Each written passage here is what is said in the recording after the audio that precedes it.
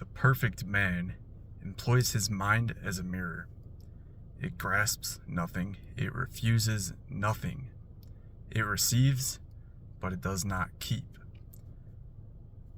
Who said this? None other than Alan Watts. And that is a hell of a fucking quote. Think about it. Understand it. Don't think about it. Just know it. Tell yourself, show yourself that you know it. Because that quote is all you need to know. But it doesn't have to be that quote. It can be anything. But that quote is everything. Employ your mind as a mirror. When you view a mirror, do not look for perfection. Observe it. Right? When you are looking at a mirror, you don't look for perfection. You observe the perfection that is already inherent, that is already there. When you go to an art museum, do you go to look for perfection in the paintings? When you look at one of the greatest paintings of all time, if you go to the Louvre and look at the Mona Lisa, are you going there to look for perfection? Probably not. You're going there to observe perfection. It is widely believed and understood that the Mona Lisa is perfection. It is used as a phrase to describe perfection. When you go to view the Mona Lisa, you're not going there to look for perfection. You're just going there merely to observe it. This is how you must use your mind. Do not use your mind as a means to look for something, to see how to get something. You use it to know that something is already there. Because your mind is the mind of God, the mind of all. But you can't see it from the limited scope, the limited perception of the ego. The human mind, the human ego cannot perceive the infinite that exists within every moment. But it's always there. It doesn't mean it's not always there. It's always there. The infinite that exists within every moment never ceases to exist. And if you use your mind as a mirror and you receive information, but you do not grasp onto it, you do not hold on to it, then you are living in the true state. You are living in a true state, in a perfect state. Why is that? Because when you grasp onto something, when you hold on to something, that's how you make whatever that is true and normal in your life. Your life is simply a reflection or a mirror of who you are being, who you identify as. You, as a person, are consciousness. Just as every other person, every other thing that exists is consciousness. But the consciousness that you identify as, that you identify with, is what you see reflected to you in your world. The world is a mirror of your mind. The world is the effect that is caused by your mind. So you are not seeing a living world. This is why Scripture, Neville Goddard, probably a bunch of other philosophers talk of the dead world. Do not look for the living amongst the dead. Don't look for proof and evidence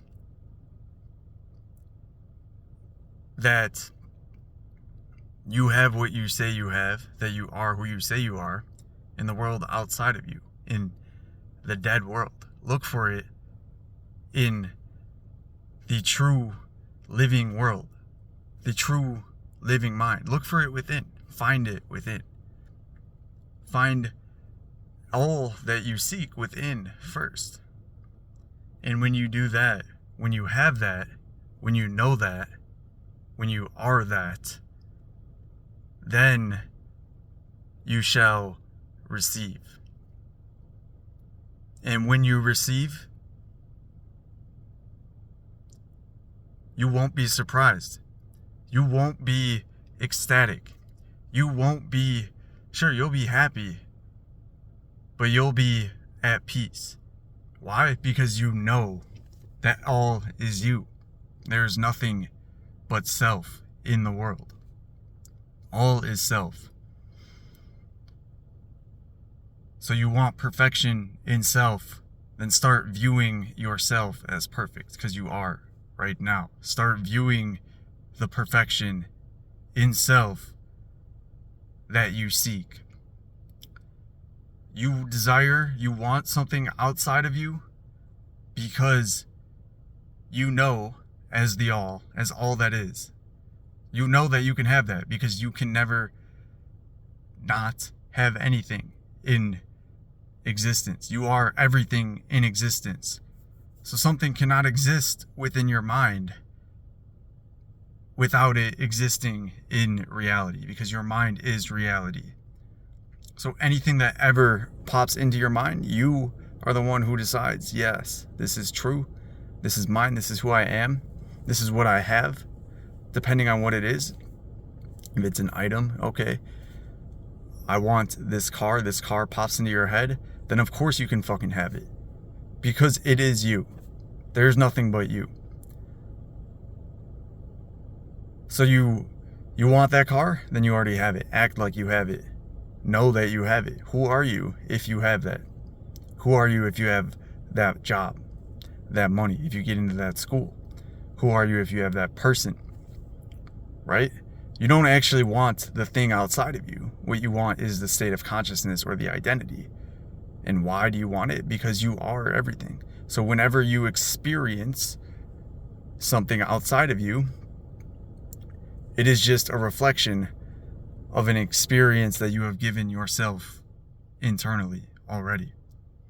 It is a reflection of God, of consciousness, of all that is. And this reflection, this world that is mirrored back to us, is showing us who we are, or who we have been, where we have dwelt in consciousness, in identity. And if we don't like what we see, then simply change it. And that's why, as Alan Watts said, the perfect man employs his mind in such a way to where he does not grasp on to it, to ideas. He uses his mind as a mirror in the sense that he receives, but he doesn't hold on to it. Because if you hold on to the bad, the pain, the suffering, then why would you expect to receive otherwise? Why would you expect to receive anything other than pain and suffering if you can only hold on to pain and suffering? Make it make sense. It doesn't. Everything is simply reflecting you. Everything is a mirror reflecting you. So choose right now who you are, who you want to be. And remember that it's not hard unless you say it is. If you say it's hard, then it's hard for you. Congratulations, you just made it difficult. If you say it's easy for you. But take logic out of it. The logical mind has its place, and it's super beneficial. But there's a reason our mind does not run 100% on logic, because that's not all of who we are. We are this physical man, this physical being. But we're also more than that. We are the greater man, which is everything. We are God. We are literally everything in the entire universe. So do not limit yourself based on the identity that you have chosen for yourself and the way that the world around you appears to look. Because the world around you is an illusion. It is a mirror, a reflection of who you have been. So if you don't like it, don't get upset. Just choose something different. Choose to be that who you wish to be. Choose to be the one you desire to be. And be the fucking best. Because why not? Why wouldn't you be? Be the fucking best. Alright. I think that's all I got for now. Until next time. Peace.